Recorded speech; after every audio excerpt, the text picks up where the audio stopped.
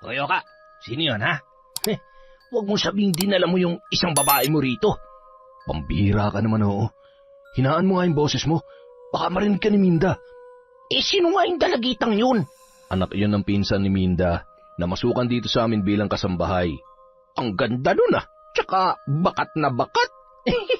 Kita mo ba? Huwag mong itanggi. Ikaw pa, mas magaling ka sa akin pagdating sa ganyan. Tumahimik ka na nga. Hindi itong tamang lugar para ilabas yung pagkamanyakis mo.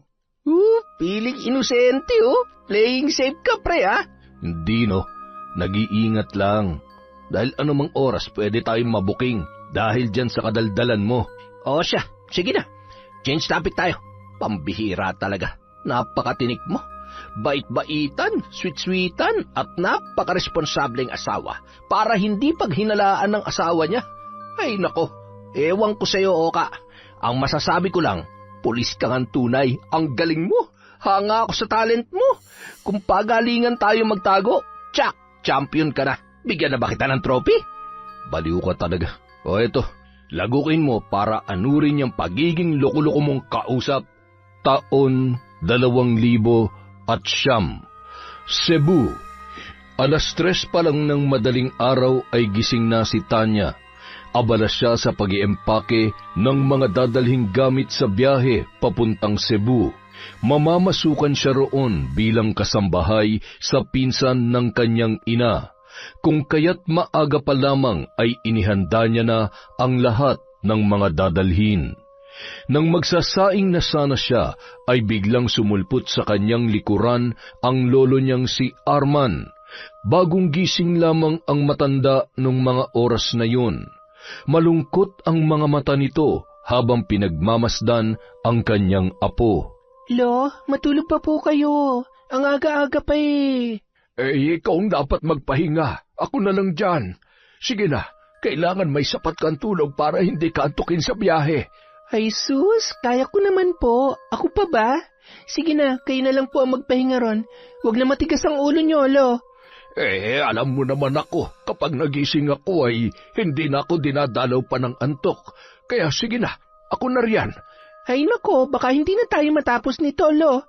Ganito na lang, umupo na lang kayo dyan at ako nang bahala rito. Basta, hindi na ako makikipagtalo sa inyo.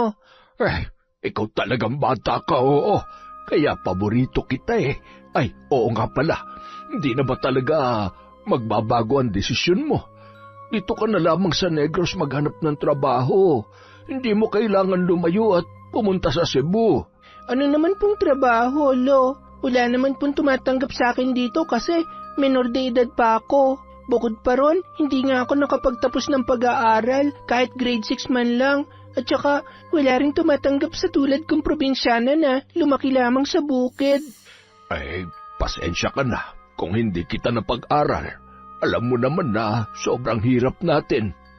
Yung mga tiyahin at tiyuhin mo naman, di ka rin kayang suportahan sa pag-aaral dahil sa mga pinsan mo pa lamang ay naghihirap na rin sila. Ayos lang po, Lolo. Huwag niyo na pong problemahin yon. Ang mahalaga ngayon, makakapagtrabaho na ako para sa atin. Hindi niyo na kailangan mag-uling para kumita kasi ako naman ang kakayod para sa ating dalawa. At ang mas maganda pa ron, yung magiging amo ko, hindi ibang tao, kundi pinsan mismo ni Mama. Ay nako, bilib talaga ako sa iyong bata ka. Wala kayong pinagkaiba ng mama mo. Masipag, matapang, at higit sa lahat, mapagmahal. Kung hindi ako pinagbuntis ni Mama, baka masaya kayo ngayon. Nang dahil sa akin, namatay yung bunso niyong anak. Malas po talaga ako, Lolo. Ay nako, ano ka ba?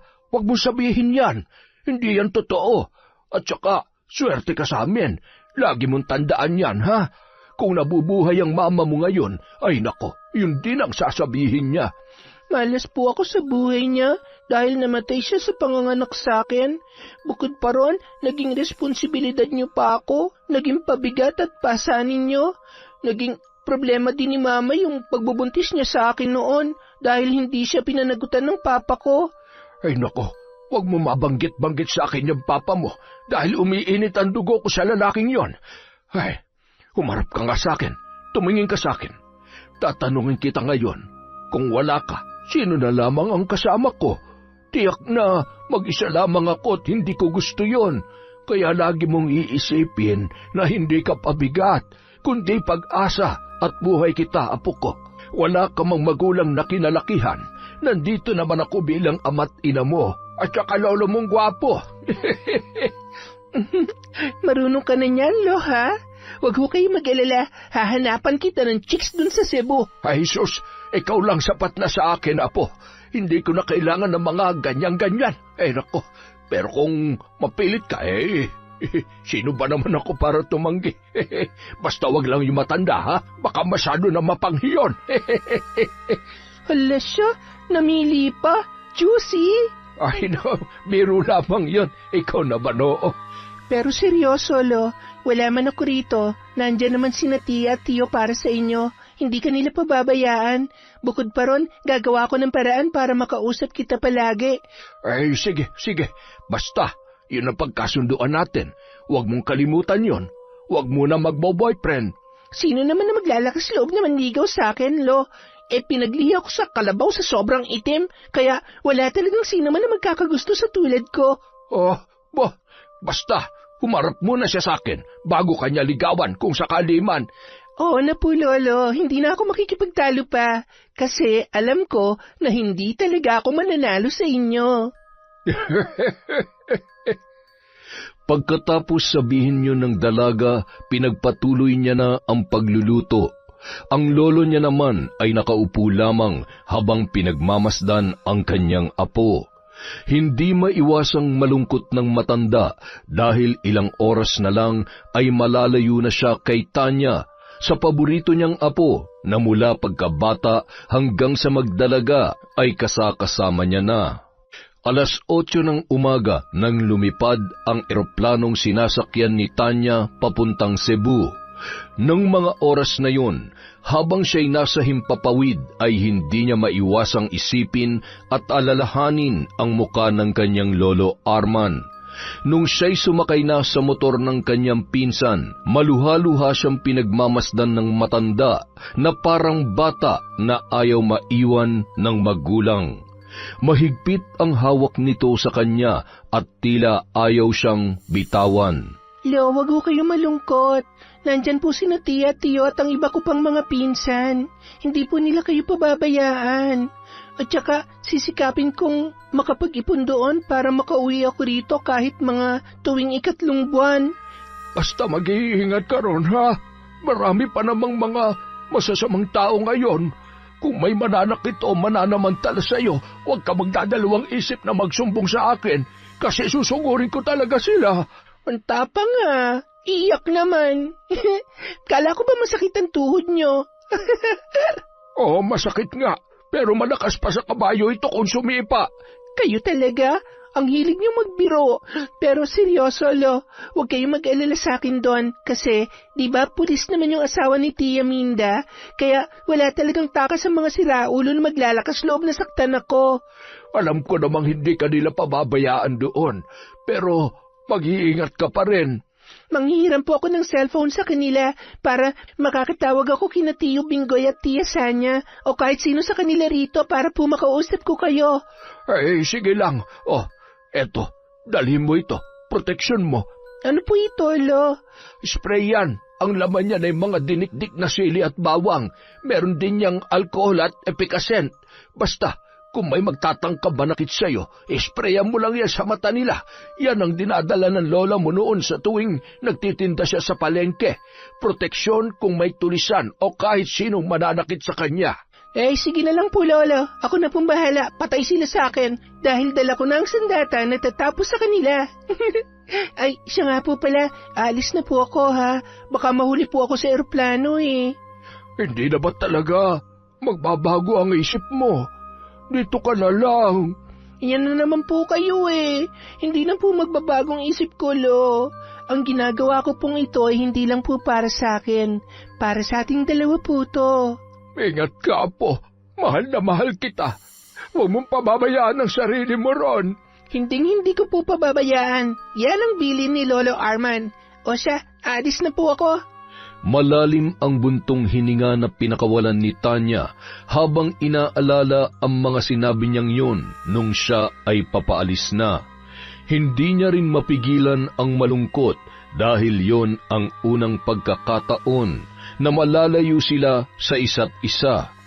Si Tanya ay lumaki sa piling ng kanyang lolo at lola dahil ang kanyang ina ay namatay noon nung siya ay pinapanganak pa lamang.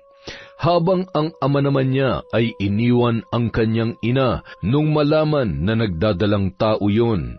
Hindi pinanagutan at tinakasan ang kanyang responsibilidad sa kanyang mag-ina. Nung mamatay naman ang kanyang lola Wilma ay grade 4 pa lamang siya, kung kaya't silang dalawa na lamang ng kanyang lolo Arman ang magkasama hanggang sa siya ay magdalaga. Huminto rin sa pag-aaral si Tanya dahil nais niya na lamang na tulungan ang kanyang lolo sa pag-uuling na siyang pinagkukunan nila ng pang-araw-araw na gastusin. Ang tatlo namang mga kapatid ng kanyang ina ay hindi rin makatulong sa kanila lalo na't naghihirap din ang mga ito dahil sa maagang pag-aasawa at pagkakaroon ng maraming anak.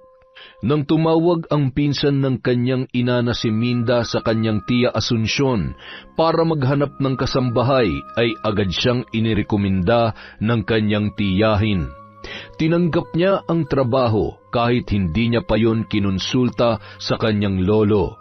Ibinalita niya naman yon makalipas lang ang ilang araw nang malaman yun ng matanda ay nalungkot yon, ngunit pumayag din di kalaunan.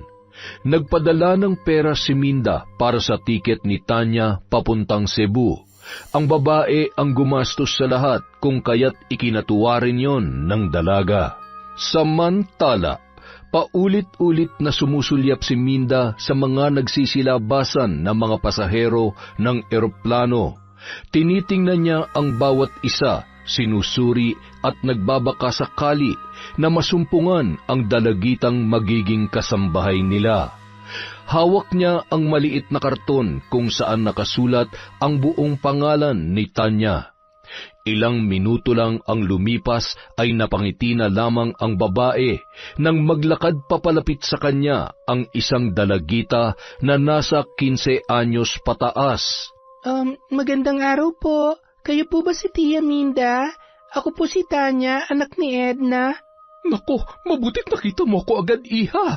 Alam mo ba, kanina pa ako nag-aabang sa'yo rito. Kinabahan tuloy ako kasi ang tagal mong lumabas. Ano, nahilo ka ba sa biyahe? Salamat po sa paghihintay sa akin. Natagalan po ako kasi nakaidli po ako eh. Buti na lang nasagi ako ng isang pasahero, kaya ako nagising. At saka, unang beses ko pa pong sumakay sa eroplano at ako lamang mag-isa. Ang importante ngayon, nakarating kang ligtas. Sa susunod, anong gusto mo? Barko? Kahit ano po, ayos lang sa akin. Salamat po pala kasi wala ako rito ngayon kung hindi po dahil sa inyo. Ay, ano ka ba naman? Walang anuman yon. Basta, yung papunta rito lang yung libre ko, ha? Kasi ikaw nang gagastos pa uwi. Huwag ka mag-alala. Sa bahay libre lahat. Pagkain, damit, higaan, basta lahat-lahat. Kaya sigurado akong makakapag-ipon ka kaagad. Maraming salamat po talaga. Tatanuin ko po itong malaking utang na loob. At saka, huwag po kayo mag-alala. Masipag at mapagkakatiwalaan po ako, Tia Minda. Mabuti naman. O siya, sige, tara na. Baka nagugutom ka na eh. Marami pa naman akong niluto sa bahay. Hindi mawala-wala ang ngiti sa labi ni Tanya. Dala-dala niya yon mula sa pagsakay ng taxi hanggang sa bahay ng kanyang magiging amo. Nang makarating sila ay hindi maiwasang mapanganga ang dalaga dahil sa malaki at magandang bahay na nasa kanyang harapan. Hindi niya maiwasang ikumpara yon sa kanilang munting bahay kubo na maraming butas ang bubong at kahit saang anggulo tingnan ay para silang nagpo-promote ng iba't ibang klase ng bigas at feeds ng baboy dahil sa maraming sako na ginamit pang tagpi-tagpi doon. Iha? Iha? Tanya? Kanina ka pa ba dyan? Umupo ka na rito, kakain na tayo. Gusto mo bang i-house tour kita? Gagawin natin yan mamaya. Basta halika muna rito at samahan mo ako mag-agahan. Pasensya na po talaga kung medyo may pagka-ignorante ako. Ngayon lang kasi ako nakapasok sa ganito kalaking bahay eh. Nakakahiya rin po sa inyo kasi ang dumi-dumi ko pong tingnan. Huwag mo ngang ibabayang sarili mo. Hayaan mo, simula ngayon, ituring mo ng sarili ang bahay na ito. Dahil simula naman ngayon ay dito ka natitira, habang nagtatrabaho ka sa amin. Ang sarap-sarap pa ng pagkain. Ano po itong kulay pulang ito? Spaghetti yan. Nagustuhan mo ba? Ako ang nagluto niyan kanina. Ang sarap po, sobra. Ang galing niyo po magluto. Ito rin po, ano pong pangalan nito? Mango Graham yan. Ay nako, nakakatuwa ka talagang bata ka. Ay siya, sige, huwag ka na muna magdadaldal. Kumain na muna tayo. Pagkatapos kumain ay dinala na ni Minda ang dalaga sa kanyang magiging kwarto, kung saan may kabinet na puno ng damit na pinaglumaan ng babae. Tuwang-tuwa si Tanya nung mga sandaling yon dahil parang tripleng laki ng kanilang kubo ang kanyang kwarto. Alam ko pong nakakarindi na akong pakinggan pero salamat po ulit. Siya nga po pala, may tanong po ako. Ano yun? Sige lang. Wala po ba kayong anak? Ay, sa kasamaang palad, wala. Kasi baog ako, iha. Ano po yung baog, Tia Minda? Yung wala kang kakayanan na magdalang tao, pero kahit ganon, hindi naman yun naging problema namin ni Oscar. Masaya kami at ang mahalaga, nagmamahalan kami. Hindi niya ako iniwan kahit na hindi ko siya mabigyan ng anak. Swerte niyo po sa kanya at swerte niya rin po sa inyo dahil ang bait-bait niyo po. Sobrang bait din ang asawa kong yon. Nako, matutuwa rin yon kapag nakilala ka na. Ang sarap po magtrabaho pag mababait ang amo. Ang swerte ko pala kasi napunta po ako sa inyo. Napangiti na lamang ang babae sa sinabing yun ni Tanya. Pagkatapos kumain, iginala ni Minda ang dalaga sa loob at labas ng bahay. Tinuruan niya rin ito sa mga gawain para hindi na magtanong pa. 2 kwarto dun sa second floor at 2 rin dito sa first floor. Bawat floor may CR, kaya di ka na mamumroblema kung mababanyo ka ng 10 oras ng gabi dahil katapat lang yan ang kwarto mo sa taas. Ang kwarto naman namin ng asawa ko dito sa first floor, ayan, kita mo? Basta, sinabi ko na sa'yo ha, kung may tanong ka pa, huwag ka mahihiyang magsabi. Kuha ko na po lahat, pero may tanong po ako. Bakit po pala ang layo-layo ng mga kabahayan dito? Parang lahat ng bahay may distansya. Bukid din naman dito. Malalaki nga lang ang mga bahay. Hindi tulad sa amin sa Negros, gawa lang sa kawayan, sa amakan, o di kaya'y mga tarpaulin na makakapal. Iba dito, kasi may kanya-kanya kaming lupa. Hindi naman pwede na magpatayo sila ng bahay sa hindi nila lupa. Kaya ganito ang setup dito. Iwas na rin sa gulo. Kasi alam mo naman sa panahon ngayon, lupa ang kadalasang punot dulo ng away. Ganun po ba? Naiintindihan ko na po. Mas maganda rin ganito kasi sobrang payapa at tahimik ng paligid. Kaya nga. O siya, sige, magpahinga ka muna. Bukas ka na lamang magtrabaho. Salamat po ulit, Tia Minda. Matapos magpasalamat ni Tanya, tinalikuran niya na ang tiyahin. Ang ginawa ng dalaga ng mga oras na yon ay humiga at nagtatalon sa malambot na kama. Yun ang unang beses na nagkaroon siya ng ganoong higaan. Dahil mula pagkabata hanggang sa siya ay lumaki ay banig lang ang meron sa kanila. Kinabukasan, maagang gumising si Tanya upang magluto at pagsilbihan ang kanyang mga amo. Saan ka pupunta? Maglilinis po, Tia. Mamaya na yan. Saluhan mo muna ako rito. Sige po. Siya nga po pala, hindi po ba umuwi si Tio Oscar? Bukas pa yun uuwi. Tumahimik na lamang si Tanya at hindi na nagtanong pa. Ilang minuto lang ay natapos na si Minda. Iniwanan ang dalaga at nagmamadaling kinuha ang kanyang bag. Ayos lang po ba kayo, Tia? Oo, ayos lamang ako. Ikaw nang bahala dito ha, kasi malilate na ako sa trabaho. Hindi na nakapagsalita pa si Tanya dahil iniwan na siya ng kanyang tiyahin. Naglinis na lamang siya maghapon at kapag nagugutom ay kumukuha lamang siya ng pagkain sa ref.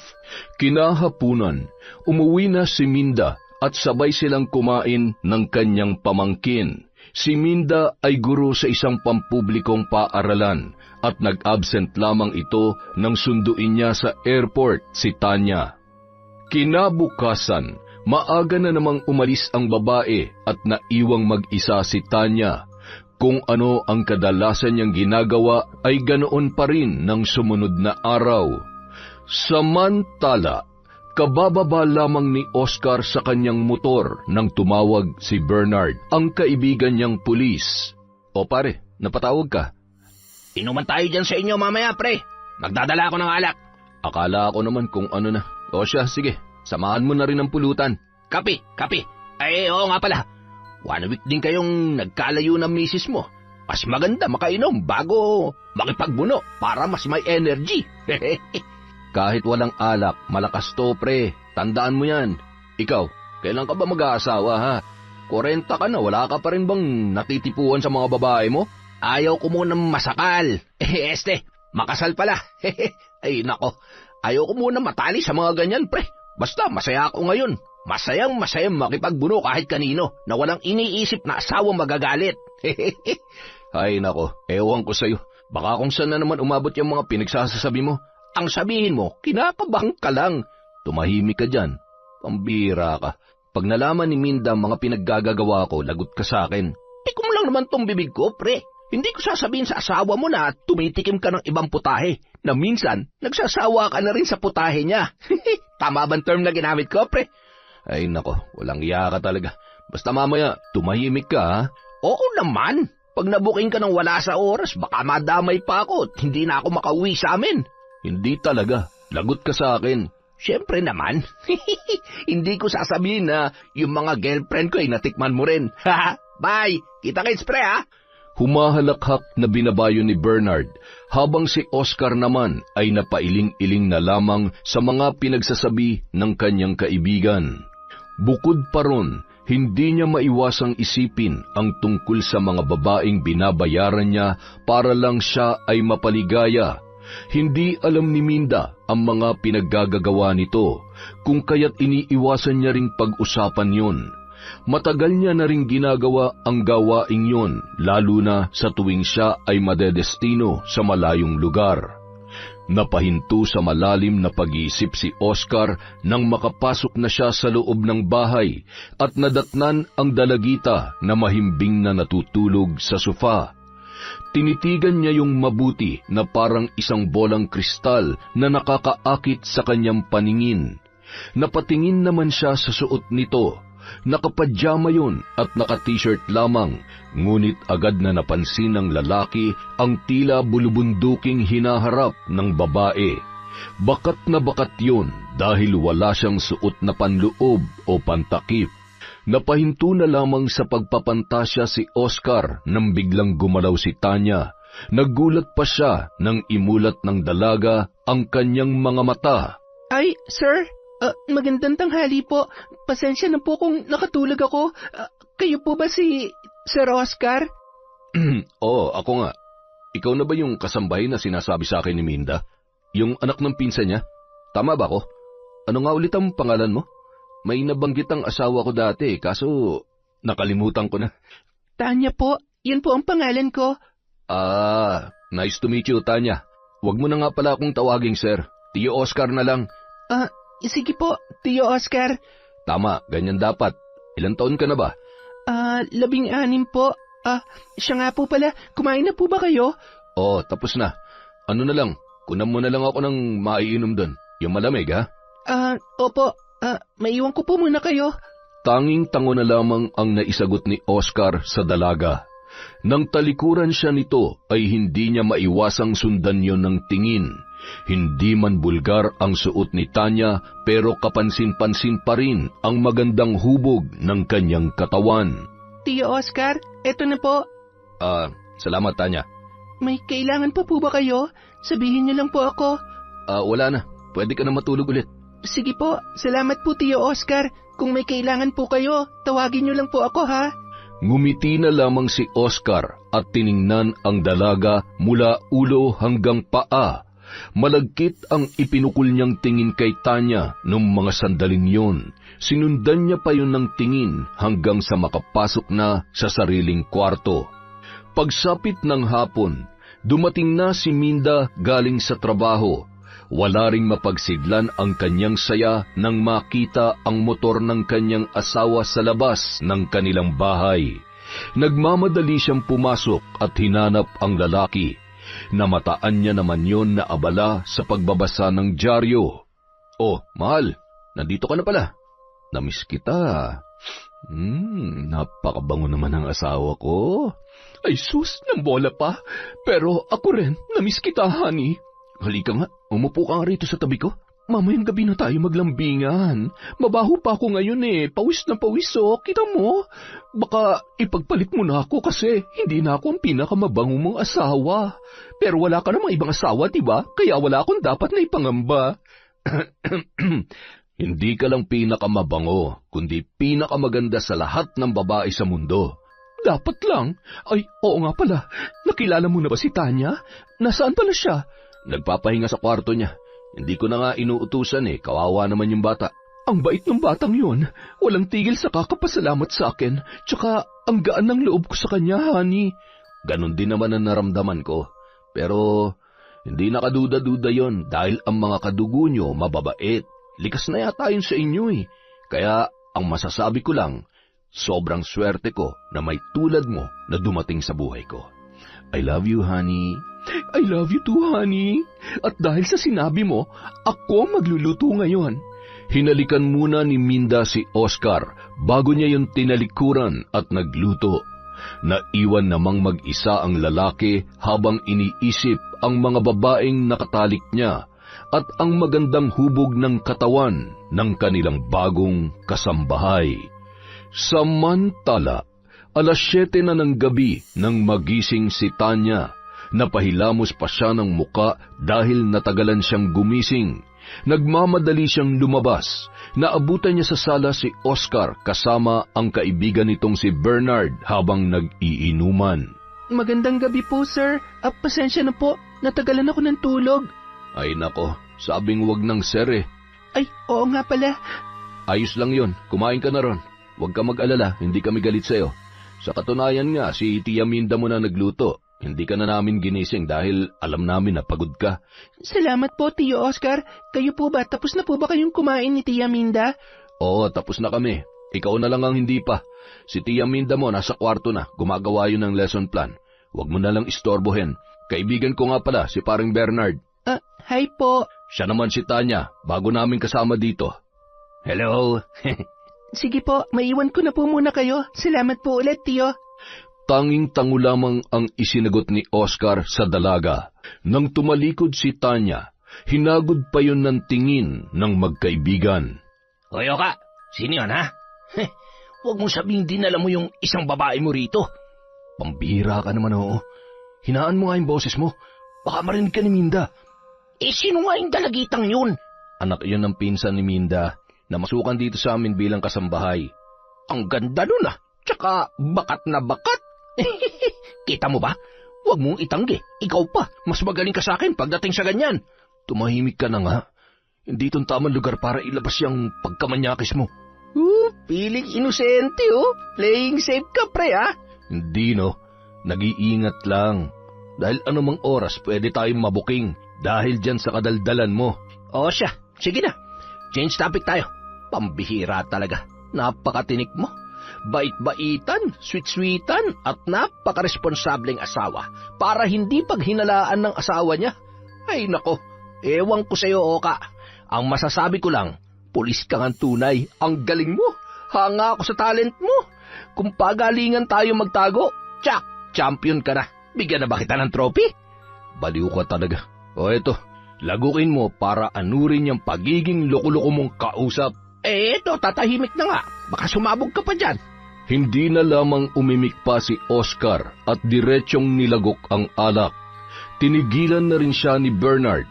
Pinilit niya ring ibahin ang usapan dahil baka marinig sila ng kanyang asawa at hindi niya gugustuhing mangyari yon.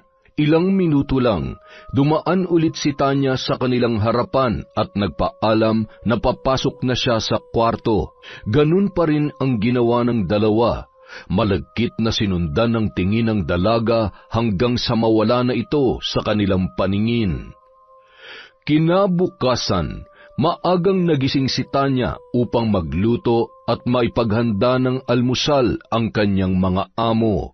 Ilang oras lang ay natapos na siya. Gising na rin noon ang mag-asawa kung kaya't masaya nilang pinagsaluhan ang mga pagkain ng umagang yon.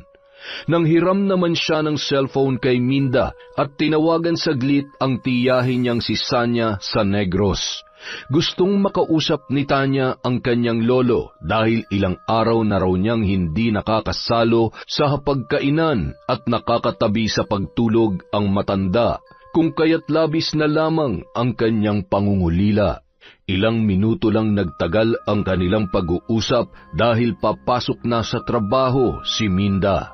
Honey, tara na. Hindi ka pa nagbibihis? Hindi ka ba papasok sa trabaho? Masakit ang ulo ko, honey. Ewan ko ba? Hangover siguro to. Naparami kasi ang inom namin kagabi ni paring Bernard eh. Ganoon ba? O siya, sige, magpahinga ka na lamang muna rito. Sorry kung hindi kita maihatid, honey ha. Babawi ako sa susunod.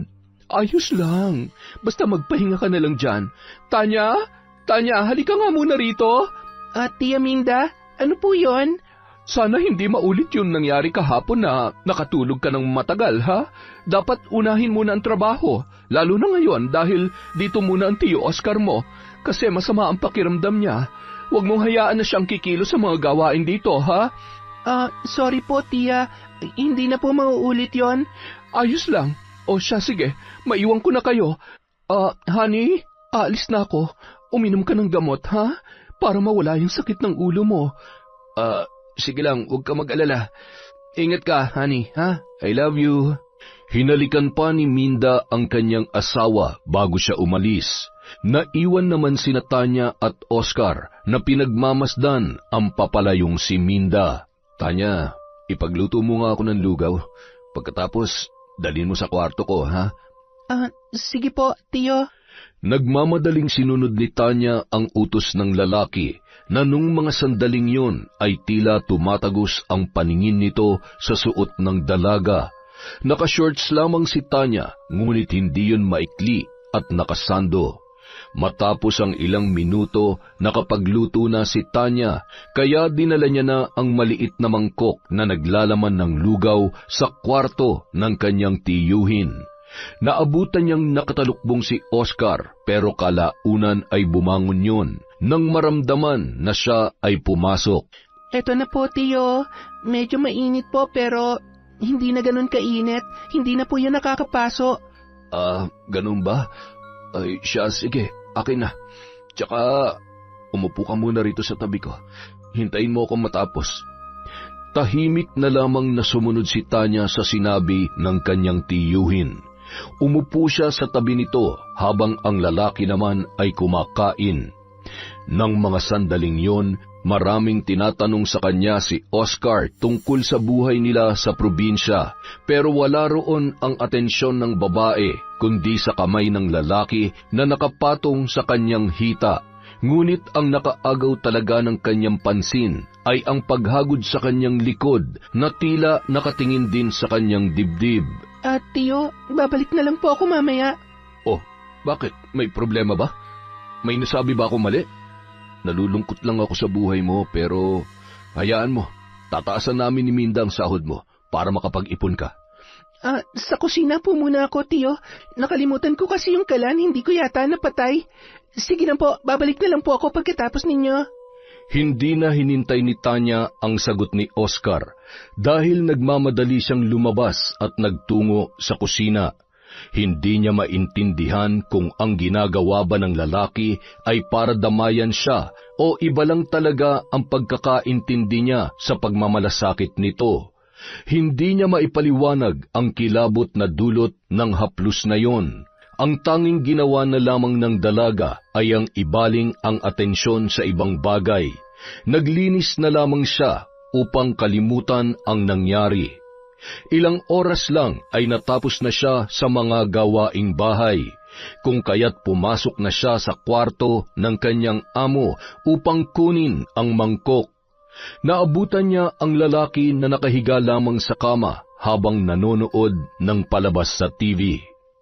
Tiyo, kukunin ko lang po ang pinagkainan nyo. Tsaka, meron pa po ba kayong iuutos sa akin? Wala na. Pwede ka na magpahinga. Sigurado po kayo? Oras na po para mananghalian. Gusto niyo po ba dalan ko kayo rito? Ibang pagkain kasi ang gusto kong kainin ngayon eh. Pwede mo bang ibigay sa akin yon? Ano pong pagkain? Lulutuin ko po para sa inyo. Napaka-inosente mo talagang bata ka. O siya, sige na. Iwan mo na ako. Mamaya na ako kakain. Ikaw, kumain ka na ron. Gusto mo ba subukan kita? Ha? Hindi po. Maiwan ko na po kayo.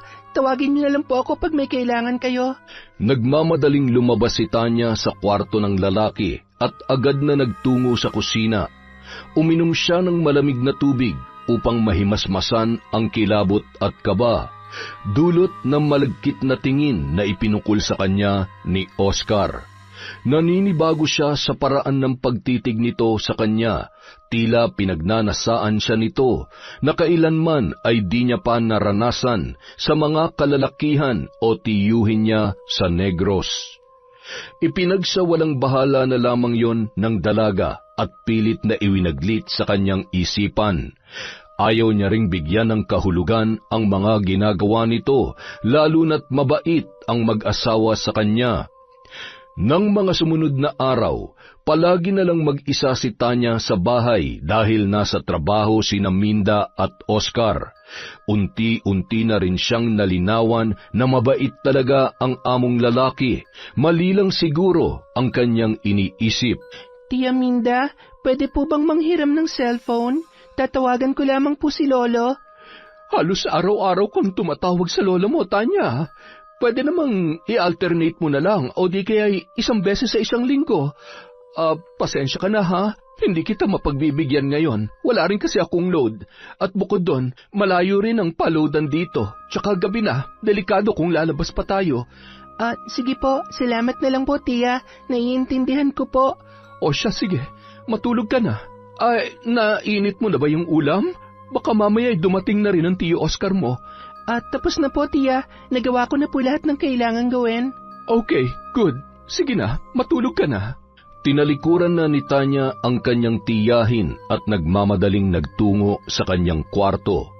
Humiga na lamang siya sa kama habang tinatanaw sa malaking bintana ang kakahuyan sa labas na nasisinagan ng liwanag ng buwan. Nang mga oras na yun, hindi niya maiwasang isipin ang kanyang lolo Arman. Madalas kasi sa probinsya, madalas niyang pinapahiran ng langis at hinihilot ang tuhod ng matanda, lalo na kapag sinusumpong yon ng arthritis. Pero hindi na yun magawa ni Tanya dahil malayo sila sa isa't isa. Nang mga sumunod na araw, hindi na nanghiram ng cellphone ang dalaga kay Minda dahil nahihiya na siya sa kanyang tiyahin. Ayaw niya rin nasabihan siya nito na sobrang gastos niya sa load. Nang sumapit ang isang buwan ng pagtatrabaho sa mag-asawa, natanggap niya rin ang kauna-unahan niyang sahod. Tia Minda, pwede po bang humingi ng pabor? Ano yon? Sabihin mo lang. Hindi ko po kasi alam kung paano magpadala kina Lolo ng pera sa Negros. Pwede po bang magpatulong sa inyo? Naku, Tanya, hindi kita masasamahan. May out-of-town seminar kami ngayon ng mga kapwa ko guro. Baka isang linggo pa bago kami makauwi. Pero ako na lang ang bahala. Ako na magpapadala. Akin na lang yung pera mo. Magkano bang ipapadala mo? Ito po yung pera. Salamat po talaga, tiya. Ipapadala mo sa kanila lahat ng sahod mo? Opo, yung sunod na sahod ko na lang po ang iipunin ko. Ang bait mo talagang bata ka. O siya, sige. Maiwan na kita. Maliligo lang muna ako. Teka lang po. May tanong po ako. Ano yun? Isang linggo po kayong mawawala? Oo, pero hayaan mo, pag uwi ko, dadalhan kita ng mga pasalubong. huwag ka rin mag-alala. Nandyan naman si Tio Oscar mo, kaya hindi ka mag-iisa rito tuwing gabi. Ganun po ba? Sige po, mag-iingat po kayo doon. Hindi na lamang umimik pa si Minda at iniwan na ang dalaga. Ilang oras ang makalipas ay umalis na ang mag-asawa at naiwan naman mag-isa sa bahay si Tanya. Kinagabihan, habang nakaupo sa sofa ang dalaga ay dumating si Oscar na tila nakainom. Agad sinunggaban ng lalaki ng halik si Tanya na ikinagulat nito. Tio Oscar, huwag po, parang awa niyo na. Ay, pambihira naman oh. Akala ko si Minda. Sorry, nakainom lang ako. Oo nga pala, dalhan mo na nga lang ako ng pagkain sa kwarto ko. Pasensya ka na talaga, Tanya ha. Utos pa ng lalaki bago iniwan ang dalaga na noon ay nakatulala na. Inayos ni Tanya ang suot niyang damit na muntik nang mahubad ng kanyang tiyuhin. Balisa siyang nagpunta sa kusina at tila wala sa sarili na kumuha ng pagkain, habang bitbit ang mga yon ay tila ayaw gumalaw ng kanyang mga paa. Pagkapasok niya sa kwarto ay agad niyang nilapag sa maliit na lamesa ang mga pagkain. Babalikan ko na lang po mamaya ang pinagkainan niyo, Tio. Nabigla ka ba sa nangyari? Hindi ko sinasadya yun ha, kaya huwag ka matakot sa akin. Pasensya ka na talaga, Tanya. Tumango na lamang ang dalaga sa lalaki bago lumabas ng kwartong yon. Kinabukasan, maagang gumising si Tanya at naligo. Habang nasa banyo, nakalimutan niyang ilak ang pinto ng CR kung kaya't napasilip ang kanyang tiyuhin. Nagmamadali namang pinulupot ng dalaga ang tuwalya sa katawan at kinakabahang tumingin sa maliit na siwang ng pinto kung saan nakabukas yun ng kaunti. Tio, naliligo pa po ako. Ano pong kailangan nyo? Ay, sorry, magsisiyar sana ako eh. Nandiyan ka pala? Sige, ituloy mo lang ang paliligo mo. Pagkatapos niyan, magluto ka na ng agahan, ha? Napabuntong hininga na lamang ang dalaga at sinara na ang pintuan. Alam niya nung mga oras na yon na nagsisinungaling ang kanyang tiyuhin, lalo na't may isa pa namang CR sa first floor kung saan nagbabanyo ang mag-asawa. Nagmamadali na lang niyang tinapos ang paliligo at nagluto na ng almusal. Tanya, padala nga ng pagkain dito sa kwarto. Wala nang nagawa ang dalaga kundi sundin ang kanyang tiyuhin. Nang makapasok na siya sa kwarto nito ay nagulat siya nang makitang tanging tuwalya lang ang nakatapis sa katawan ng lalaki at ikinagulat pa ni Tanya na ang pinapanood nito ay malaswang palabas. Nagmamadali niyang nilapag ang pagkain sa lamesa at akmang lalabas na, ngunit nagsalita bigla si Oscar, dahilan ng paghinto ng dalaga sa may pintuan. Tanya, ayaw mo ba akong samahang manood? Hindi ka na bata. Dapat alam mo na yung mga ganitong bagay. Babalikan ko na lang po ang pinagkainan niyo mamaya, Tio. Hindi mo na ako papasok sa trabaho ngayon. Ano, gusto mo ba turuan kita ng ganito? Halika na. Hindi na lang pinansin ni Tanya ang sinabi ng kanyang tiyuhin, bagkus ay dire-diretso na siya sa paglabas ng kwarto. Pagsapit ng tanghalian, habang nagluluto ang dalaga ay bigla na lamang tinakpan ni Oscar ang kanyang bibig at binuhat papunta sa kanyang kwarto.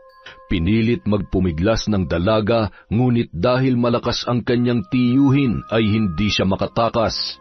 Ibinagsak siya nito sa kama at pagkatapos ay hinubaran. Tio, wag po. Parang awa niyo na. Matagal na ako nang gigigil sa iyong babae ka, kaya pagbigyan mo na ako. Huwag ka mag-alala, paliligayahin naman kita eh. Ayoko po. Parang awa niyo na. Palabasin niyo na po ako dito. Hindi ka makakalabas dito hanggat hindi kita natitikman. Oo nga pala, atin-atin lang to ha. Pag nagsumbong ka kay Minda, papatayin kita. Huwag ka ring tatakas at huwag ka magsusumbong sa mga pulis. Pulis ako at pag ginawa mo yon, ang tiyahin mo papatayin ko. Hindi na umimik pa si Tanya at hinayaan na lang ang lalaki sa kanyang ginagawa. Hindi niya rin maiwasang matakot, lalo na't tinutukan din siya nito ng kutsilyo. Pagkatapos ng pangahalay na ginawa sa kanya, ay pinalabas siya ng tiyuhin sa kanyang kwarto. Kinagabihan, naulit na naman ang pangahalay ng lalaki. Hindi na siya nanlaban pa o nagtangkang tumakas, lalo na at tinalian siya ni Oscar para hindi siya makatakbo. Gusto ko nang umuwi. Tigilan niyo na po ako. Para ano? Para makapagsumbong ka? Hindi ka uuwi. Dito ka lang. Inuulit ko, kapag nagsumbong ka, alam mo kung anong gagawin ko.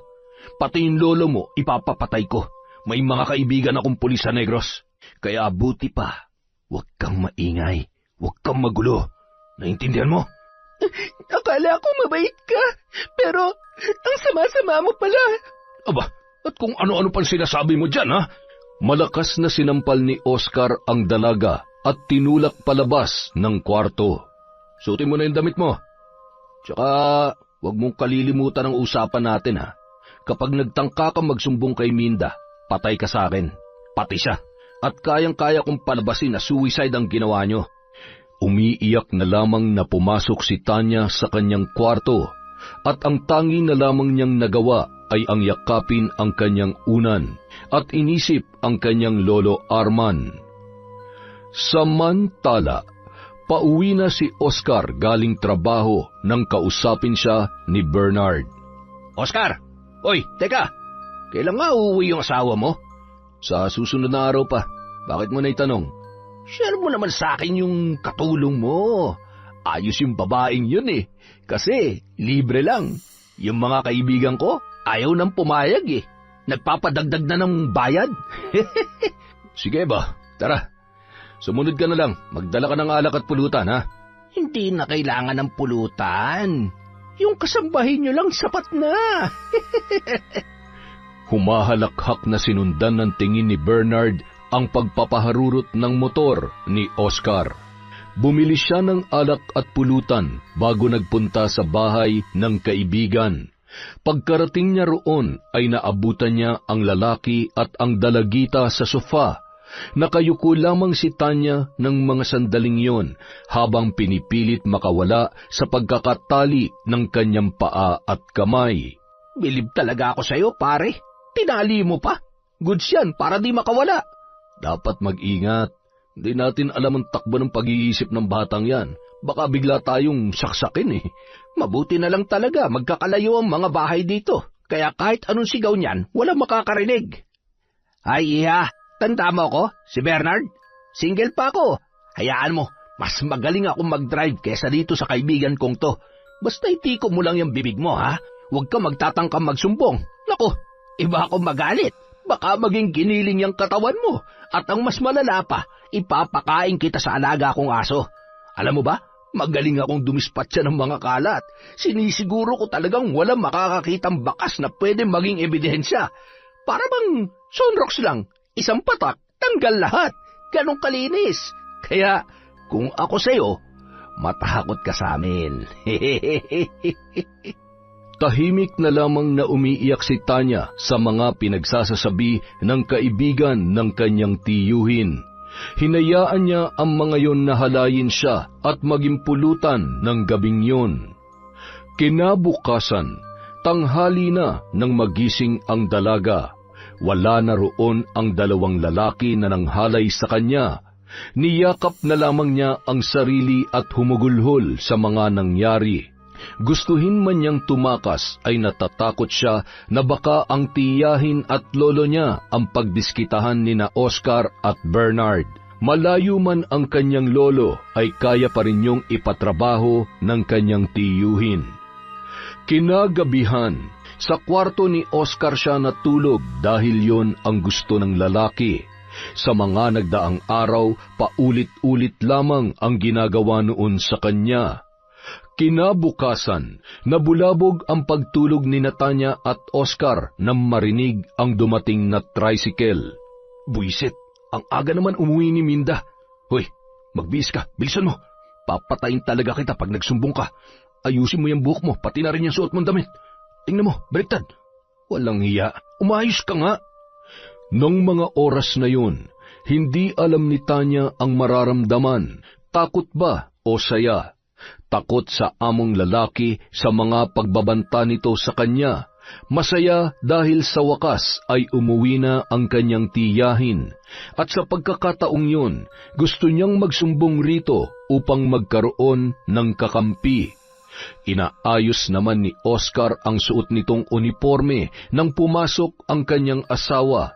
Nagulat pa si Minda nang makita ang dalaga sa kanilang kwarto. Anong ginagawa mo rito, Tanya? Ay, teka, bakit ka umiiyak? Anong problema? Halika nga rito. Ano po kasi? Ano yon? Bago pa man makapagsalita ang dalaga, ay inunahan na siya ni Oscar na kanyang ikinagulat. Pinagalitan ko kaya umiiyak. Ay nako, pasensya ka na Tanya, pero hindi ko talaga nagustuhan yung ginawa mo. Ha? Ano bang ginawa niya? Ano nangyari, Tanya? Natutulog ako rito kanina, nagising na lang ako nung marinig kong pagkalansing ng mga barya. Ay nako, kung kailangan niya ng pera, pwede naman siyang humingi sa akin, hindi yung mangungupit. Pulis ako, Tanya, hindi ko gusto ang ganong mga ugali. Ano? Tanya? Bakit mo nagawa yon? Sana nanghingi ka na lamang sa akin. Sorry po, Tia Minda. Hindi na po mauulit. Paghingi ng tawad lang ang nasabi ng dalaga sa salang hindi naman niya ginawa. Halos hindi na rin siya makahinga sa takot, dulot ng mga tingin ni Oscar sa kanya. Ang pandidilat nito ng mata na mas nakadagdag sa kaba na kanyang nararamdaman. Pinatawad naman siya ng kanyang tiyahin at pinangaralan na wag nang uulitin yun. Mula nang dumating ang tiya ay naging payapa na ang takbo ng mga pangyayari. Hindi na rin siya nilalapitan ni Oscar at yun ang kanyang ipinagpapasalamat. Nung mga sumunod na araw ay naging matiwasay ang kanyang pagtatrabaho. Tanya, halika nga rito. Mawawala na naman ako ng 3 araw. Seminar na naman, kaya magpakabait ka rito, ha? Po? Tia Minda, pwede po ba akong sumama? Sige na po. Ano? Tanya, ano ba nangyayari sa'yo? Anong sasama? Hindi pwede, huwag ka mag-alala. Dadalhan ulit kita ng pasalubong. Ano bang gusto mo? Donuts? Burger? Pizza? Spaghetti? Magta-takeout na lang ako. Huwag na lang po kayong umalis. Parang awa niyo na po. Ano ba, Tanya? Para kang bata. Ano bang problema? Kasi Ano yun? Bilisan mo, may trabaho pa ako. Ginahasa po ako ni Tio Oscar. Ano? Ulitin mo nga yung sinabi mo. Ginahasa po ako ni Tio Oscar, Tia. Napahawak si Tanya sa kanyang pisngi nang sampalin siya ng kanyang tiya Minda. Galit na galit ang muka ng babae habang nakatingin sa dalaga. Tigilan mo yung kalokohan mo, Tanya. Hindi nakakatuwa yung pambibintang mo sa asawa ko. Wala kang utang na loob. Mabait kami at nagpakamagulang sa'yo, pero ito ang isinukli mo sa amin? Sa asawa ko na itinuring kang anak? Dahil ba nahuli ka niyang nangungupit, kaya ka gumagawa ng mga kwento, ha? Totoo po ang sinasabi ko. Maniwala po kayo, Tia. Alam mo ba kung may nakarinig na ibang tao dyan sa mga istorya mo, pwedeng maapektuhan ang trabaho ng asawa ko? Sa tagal namin magkasama ni Oscar, ngayon lang ako nakarinig ng paninira, tapos sa'yo pa talaga manggagaling? Ang kapal ng pagmumukha mo, kapag narinig ko pa yan sa bibig mo, hindi lang sampalang aabutin mo sa akin. Hindi na umimik pa si Tanya.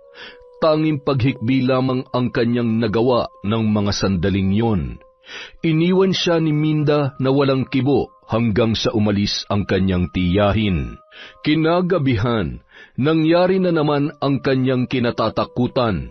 Ginahasa siyang muli ni Oscar at pinagbantaan. Kinabukasan, wala siyang ibang maramdaman kundi ang gusto niya na lang mawala sa mundo at tapusin na ang kanyang paghihirap. Nang sumunod na araw, pagsapit ng gabi ay hindi na lumabas ng kwarto si Tanya.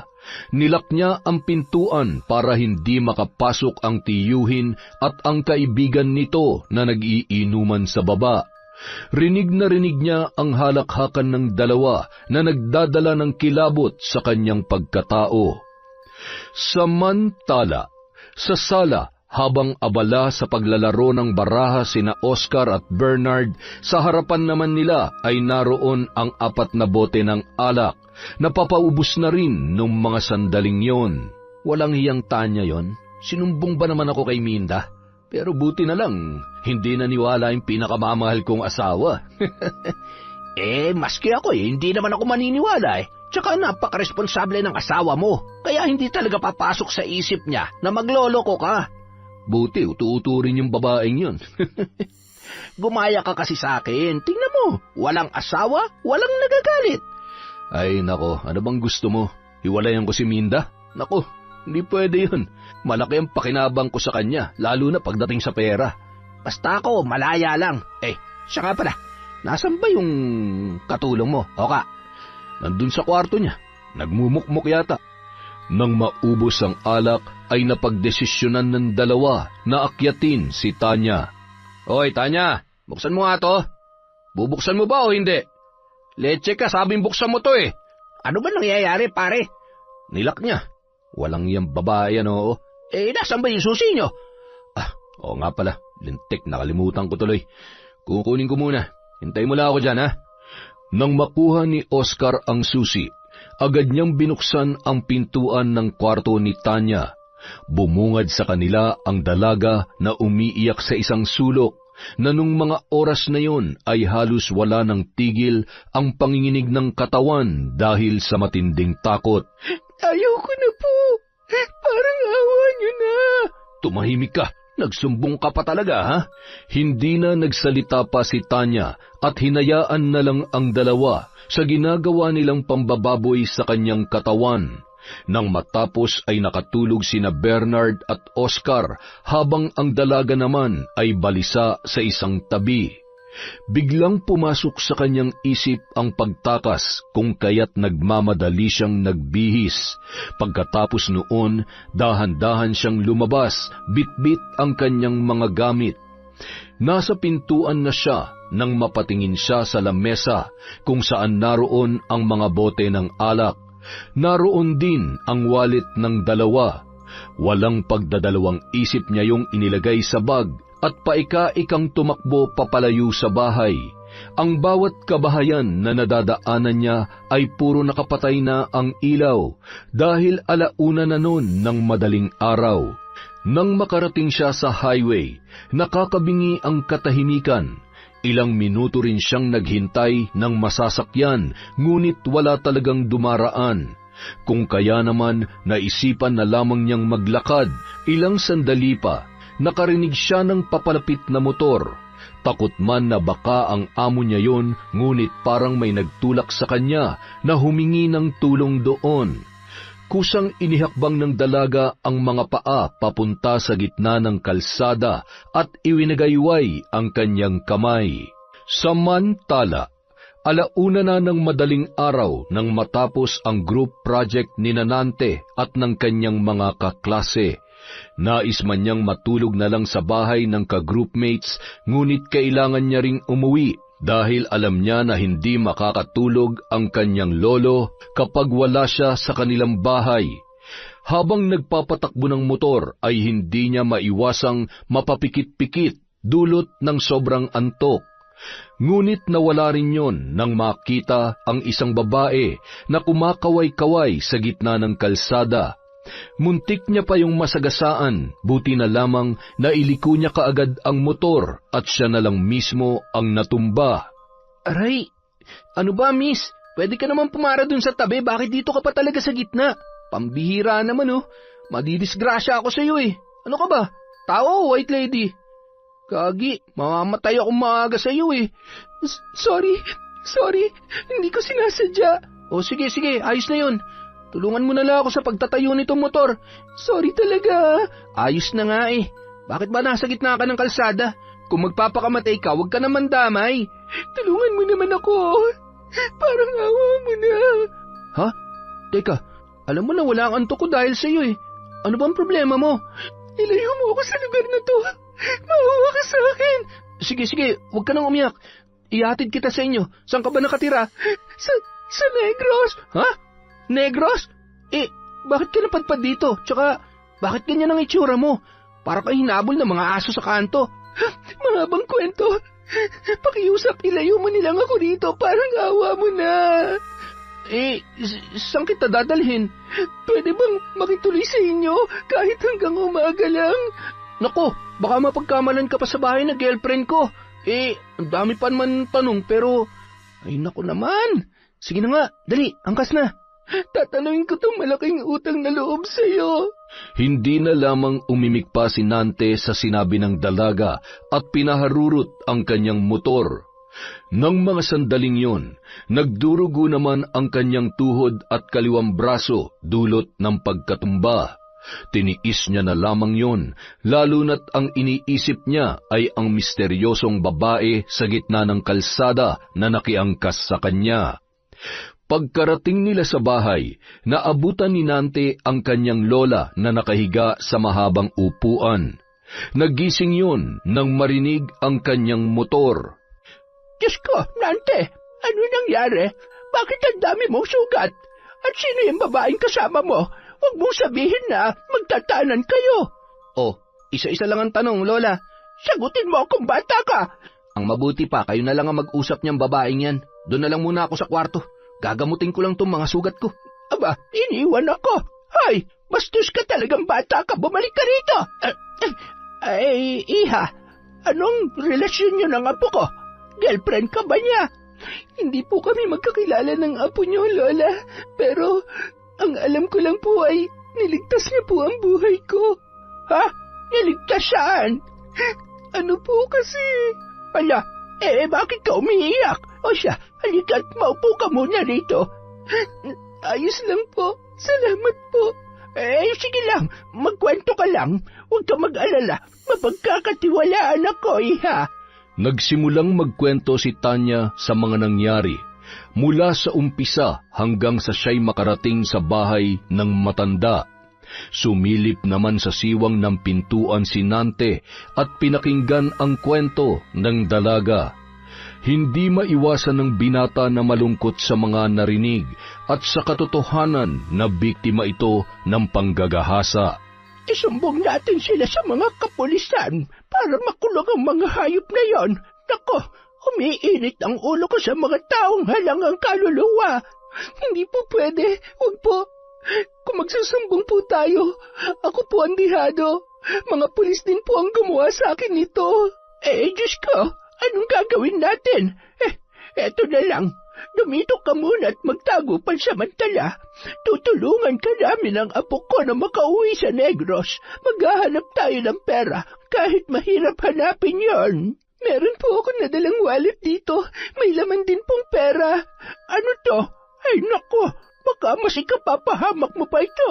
Pwede ka nilang sampahan ng kaso ng pagnanakaw. Ano pong gagawin ko? Ewan ko ba? Takot din kaming madamay pero hayaan mo na. Tutulungan ka pa rin namin. Makikinig na lang ako sa mga chismis kung may mababali-balita tungkol sa'yo. Basta, sa ngayon, mas ligtas ka kung magtatago ka muna dito. Maraming salamat po sa inyo. Tawagin mo na lamang akong Lola Lita at yung apo ko naman ay si Nante. Ikaw, anong pangalan mo at ilang taong ka na? Magkalapit lang yata kayo ng edad ng apo ko Tanya po ang pangalan ko. 16 na taong gulang po ako. Ganun ba? Mas matanda lang pala ng 3 taon yung apo ko sa'yo. Second year college ng batang yon sa kursong education. Mabuti na lamang at siya nakakita sa'yo sa daan. Siya nga pala, tapos ka na bang kumain? Opo. Sige, mauna ka na magpahinga ron sa kwarto ko. Ikaw na muna doon at dito muna ako sa kwarto ng apo ko. Sigurado po kayo? Salamat po, Lola Lita. Sige lang, walang anuman yon. Sa bahay ng maglola nagpalipas ng gabi ang dalaga. Hanggang sa mga sumunod na araw ay doon pa rin siya nagtago at pilit na tinatakasan ang masamang bangungot na nangyari sa kanyang buhay. Samantala, sa apartment ni Bernard ay naroon si Oscar na problemado ang pagmumuka. Oy Oscar, kanina ka pa palakad-lakad dyan. Nahihilo na tuloy ako sa'yo.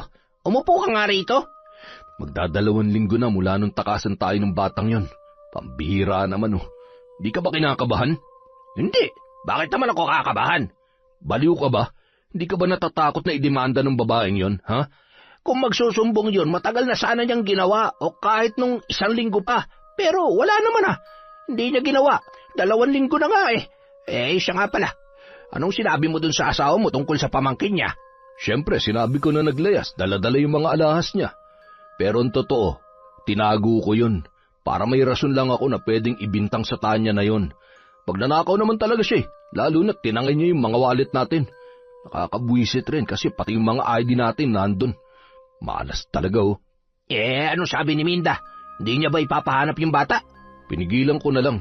Sabi ko malalaman din namin ang katotohanan kasi wala naman yung ibang matatakbuhan dito. Bukod pa ron, baka umuwi na yun ng Negros. Nakarating na nga sa mga kamag-anak nila mga pinagagawa ni Tanya eh. Kaya kung makikita nila yung dalaga, agad nilang ipagbibigay alam sa amin. Paano kung mahanap nila si Tanya? Mabubuking tayo. Kaya nga hindi tayo dapat makampante. Ay, tumikim lang ako ng libre pero katakot naman na magiging kabayaran. Tumahimik na lamang ang dalawa habang nag-iisip ng paraan kung paano lulusutan ang kasong maaari nilang harapin kapag nagkataon na nagsumbong ang dalaga. Samantala, 3:00 pa lang ng madaling araw ay gumising na si Tanya. Tinulungan niyang magbalot ng mga sumang paninda si Lola Lita dahil yun lang ang tanging maibabayad niya sa kabutihan nito. Nang mag-6 na ay iniwan na siya ng matanda dahil kailangan pa noong ilako ang mga paninda sa kabahayan. Gustuhin mang sumama ng dalaga ngunit nangangamba siya na baka makita siya ni na Oscar at Bernard kung kaya't nanatili na lamang siya sa bahay. Kuya Nante, gising na po pala kayo. Kumain na po kayo, nakapagluto na po ako. Mamaya na lang. Salamat. Wala po ba kayong pasok ngayon? Wala, linggo kasi ngayon. Siya nga pala, maiwan muna kita. Magbabanyo lang ako. Hindi na umimik pa si Tanya at tanging tangulang ang itinugon sa binata. Nang iwan siya noon ay nakaramdam siya ng pagkahilo at kalaunan ay nagsuka. Ilang minuto lang ay bumalik na si Nante at nakita nito ang kondisyon ni Tanya. Huy Tanya, ayos ka lang? Huy, sagutin mo ako. Ayos lang ako. Medyo masama lang ang pakiramdam ko. Ilang araw na kitang napapansin na ganyan. Ayaw ko mang sabihin pero paano kung buntis ka? Ganyan kasi kadalasan ng sintomas ng mga buntis eh. Hindi pwede. Ayoko nito. Hindi ko gusto to. Oh, kalma lang. Ano bang gagawin natin? Teka, may pera pa naman ako. Bibili ako saglit ng PT para malaman natin kung buntis ka nga ba talaga o hindi. Nagmamadaling kinuha ni Nante ang kanyang wallet at umalis sakay ng kanyang motor. Pagbalik ay may dala na siyang pregnancy test kit. Tinuruan niya pa si Tanya kung paano gamitin yon dahil alam niya na walang alam ang dalaga tungkol sa bagay na yon. Anong resulta? Patingin? Akin na. 2 linya. Ibig sabihin, positive. Buntis ka, Tanya. Buntis ka. Magkakababy ka na. Anong nakakatuwa ron? Walang nakakatuwa dun, Kuya Nante. Ayaw ko nito at kahit kailan hindi ko gusto yung magkaroon ng anak sa isang demonyo. Halimaw wala sa tiyan ko. Ayaw ko nito. Ayoko nito. Walang kasalanan yung bata sa sinapupunan mo, Tanya.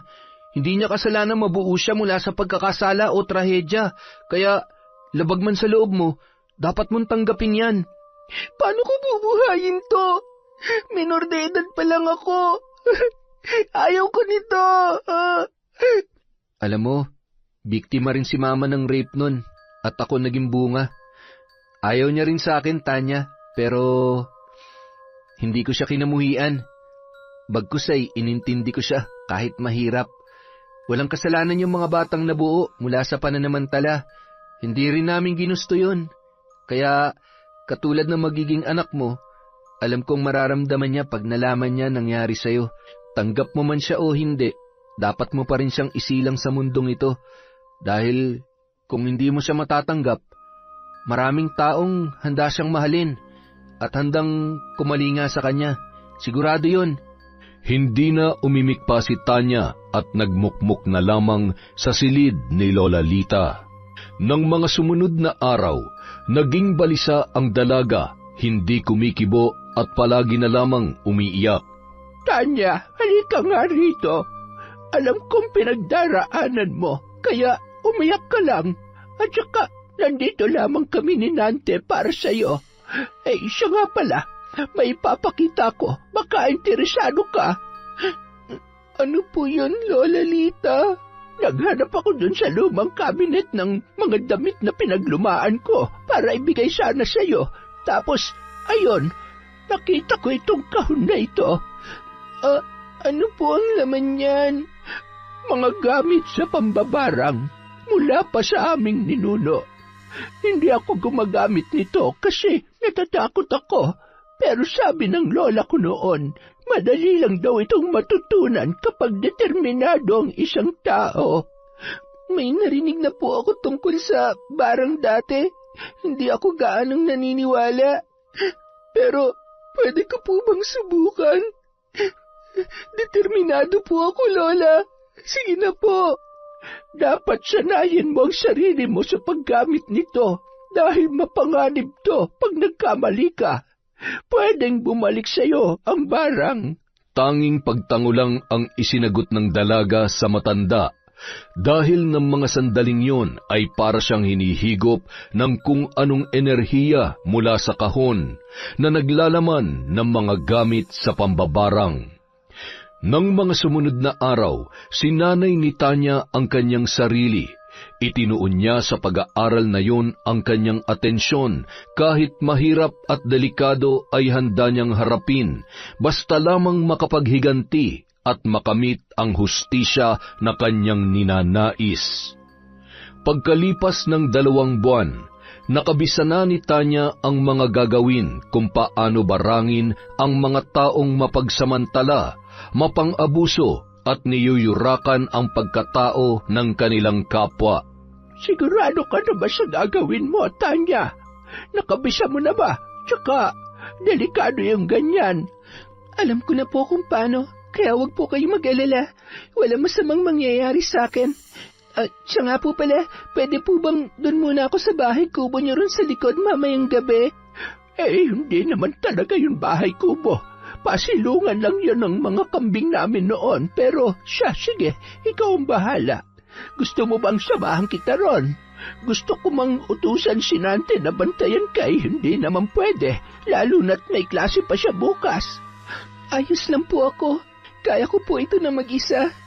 Salamat po talaga, Lola. Namimiss ko tuloy ang Lolo Arman ko dahil sa inyo. Makakasama mo siya ulit sa tamang panahon. Sigurado yan.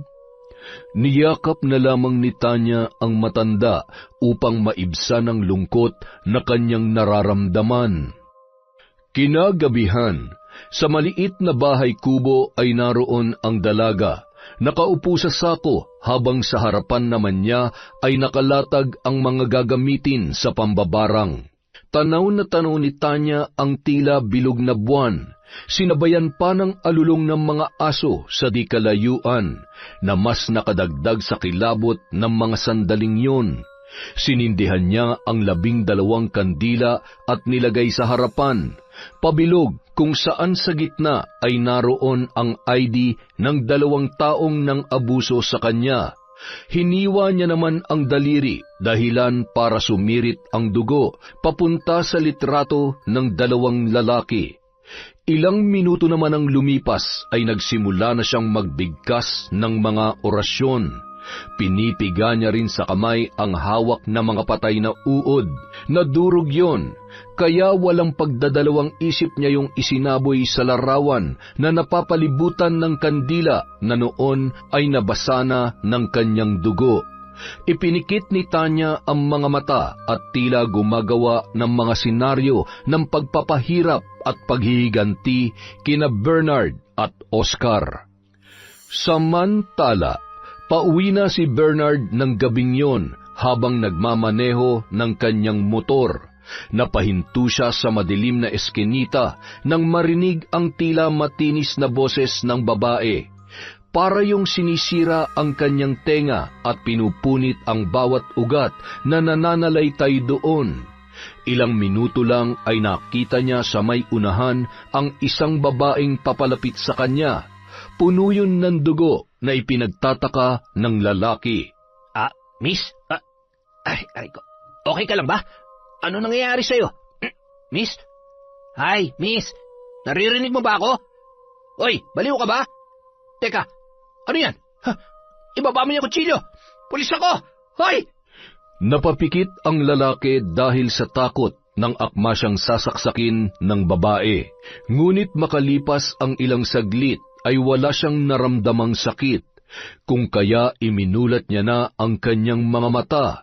Ngunit nagulat siya dahil wala namang tao sa buong paligid. Diyos ko! Ano yun? Kaluluwa? Hindi naman ako lasing Guni-guni ko lang ba yun? Ay nako, mamamatay ako nang wala sa oras Napahinto naman sa pagsasalita ang lalaki nang matanaw ulit ang bulto ng babae sa may di kalayuan. Kumakaway yun sa kanya habang ang isang kamay ay nasa tiyan. Hindi niya alam kung ano ang ipinapahiwatig noon, ngunit ang kanyang ikinatakot ay sa tuwing kukurap siya, nawawala ang babae. Ayoko na! Hindi na magandang guni-guni to!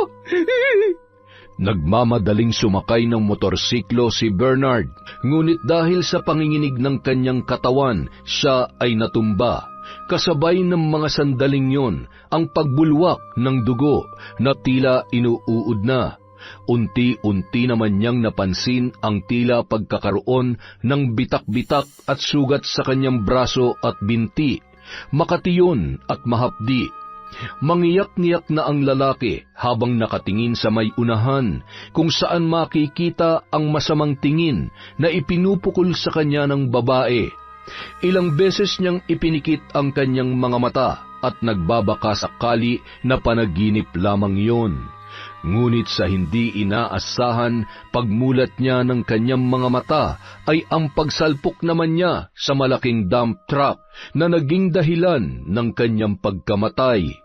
Hindi siya nakita ng driver sapagkat madilim ang bahaging yon ng lugar. Samantala, paulit-ulit na tinatawagan ni Minda ang kanyang kapatid upang sunduin sila nito at dalhin sa ospital ang kanyang asawang si Oscar, na noon ay inaapoy ng lagnat. Nagkakaroon na rin ng maraming pantal at tagihawat na kalaunan ay naging pigsa. Dahil sa sobrang init ng kanyang katawan ay mas lalo yung lumalala at dumarami. Teka lang, honey. Taste lang muna, ha? Basta, malapit na. Nag-text sa akin na traffic lang daw sila dahil merong aksidente nangyari. Ang sakit ng katawan ko, Minda. Yung ulo ko parang pinipiga. Aray ko, ang sakit. Kainom mo lang ng gamot, ha? Teka, kukuha lang ako ng pamunas dyan sa katawan mo. Ay, Diyos ko, pumuputok na yung ibang pigsa mo. Tawagan mo na ulit yung kapatid mo. Sabihin mo, dalian nila. Visit naman Oo na, eto na. Huminahon ka lang dyan. Nang akmang tatayo na si Minda, ay napahinto siya nang bumulwak sa bibig ng asawa ang tila napakalapot na dugo. Sa takot ay muntik nang himatayin ang babae. Mabuti na lang agad na dumating ang kapatid niya kasama ang dalawang anak nito. Nagtulungan sila upang maipasok sa sasakyan si Oscar at pinaharurot yon ng takbo hanggang sa makarating sa ospital. Inasikaso kaagad ng mga doktor ang lalaki. Nilagyan nila yon ng kung ano-anong aparatos at tubo dahil ng sandaling yon ay nasa kritikal na ang kanyang kalagayan. Nang mga sumunod na araw, naging mabuti ang lagay ng lalaki na ikinatuwa naman ni Minda. Hindi maipaliwanag ng mga doktor ang kanyang kondisyon, ngunit pinagpala raw ang lalaki dahil gumaling pa siya. Honey, makakauwi na raw tayo, sabi ng doktor. Mabuti naman kung ganun, kasi ayoko na rin dito. Siya nga pala. Alam mo bang nangyari kay Bernard? Ha? Bakit? Ano nangyari sa mo kong ngayon? Tsaka grabe ha, di man na siya nagpakita sa akin dito sa ospital. Wala na siya, Oscar. Patay ng kaibigan mo. Nung araw na dinala ka namin dito, yun din yung araw na nasagasaan siya ng dump truck. Sobrang sakit ng sinapit niya dahil halos hindi na siya mamukaan. At ang mas malala pa, parang naging gutay-gutay ang katawan niya. Ha? Hindi totoo yan. Simula nung araw na yun, tila parang nagbago si Oscar. Hindi na siya masyadong kumikibo at parang nawalan na ng gana sa trabaho. Ang mas ikinabahala ni Minda ay sa mga lumipas na araw parang unti-unting nasisiraan ng bait ang kanyang asawa. Tumatawa yun ng mag-isa, umiiyak at bigla na lamang sumisigaw. Kapag hindi ka pa bumalik sa dati, ipapasok na talaga kita sa mental hospital, Oscar! Minda! Nakatingin siya sa akin. May hawak siyang kutsilyo. Papatay niya ako! Minda! Tulungan mo ako! Tayo lang dalawa rito. Ano ka ba? Ano bang problema mo? Pagod na ako sa pinagagagawa mo, Oscar. Ang daming boses. Ang ingay. Rinig na rinig ko sila. Hindi mo ba naririnig yon? Hindi na lamang umimik pa si Minda at tinalikuran ang kanyang asawa. Pabagsak niyang sinara ang pinto kasabay ng paghalakhak ng lalaki. Samantala, nagmamadaling umuwi si Lita, bitbit ang balde na naglalaman ng 3 suman. Agad niyang hinanap si Tanya na nung mga oras na yon ay humahagulhol mag-isa. Tanya? Ayos ka lang ba? Ano nangyayari sa iyong bata ka? Bakit ka umiiyak? Sorry po kung pinakilaman ko yung cellphone ninyo. Ay, sus, ayos lamang yon. Pwede mong gamitin yan kahit anong oras. Paloadan na lang natin pag naubos na. Lola, wala na po ang Lola Arman ko. Ha? Anong wala na? Tinawagan ko kanina si Tia Sanya. Galit na galit po siya. Dahil daw nagnakaw ako ng mga alahas kay Tia Minda. Kahit hindi naman totoo. Nalaman ko rin na inatake sa puso si Lolo nang malaman yon.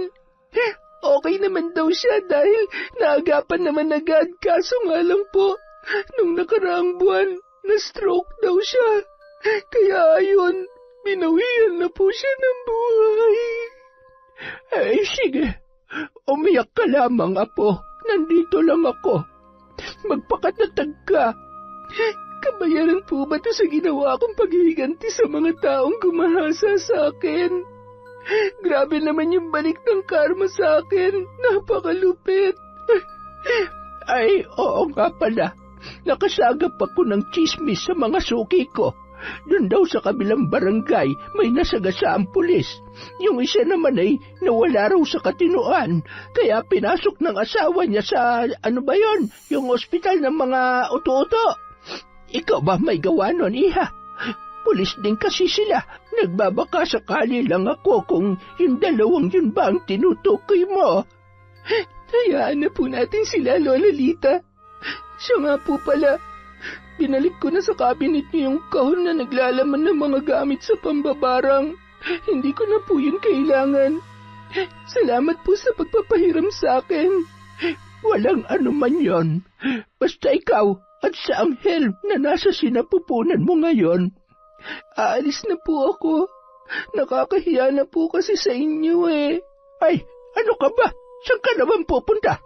Dito ka na lamang at kung aalis ka, sige ka, magtatampo ako sa iyo. Pabigat na po ako sa inyo dito. Tsaka, ayaw ko rin na pagchismisan kayo dahil sa akin, lalo na si Kuya Nante. Baka sabihin ng mga tao, binuntis ako ng apo ninyo. Hayaan mo sila, Tanya. Likas na sa mga taong pagiging tsismosa. Kaya, pabayaan mo na lang. Magsasawa rin yung mga yan. Oh, Nante, nandiyan ka na pala. Ay, maiwan ko muna kayo. Nang makaalis ang matanda, ay agad na nilapitan ni Nante ang dalaga at dahan-dahang niyakap. Tumigil ka na sa pag-iyak. Huwag ka na mag-alala kung saan ka titira, kung anong kakainin mo, at kung kanino ka lalapit. Dahil kami ni Lola, nandito lang kami para sa'yo. Ang swerte ko kasi ikaw ang nakita ko nung gabing yon. Salamat Kuya Nante ha. Tatanawin kong malaking utang na loob ang kabutihan ninyo. Basta, mangako ka.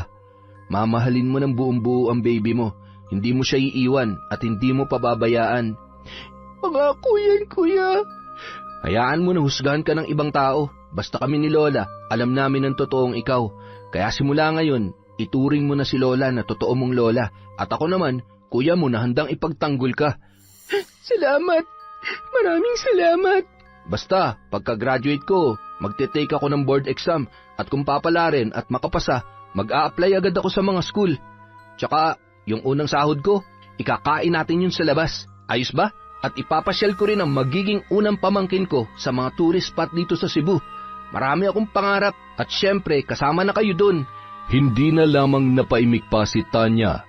Hindi pa rin siya makapaniwala sa mga nangyari.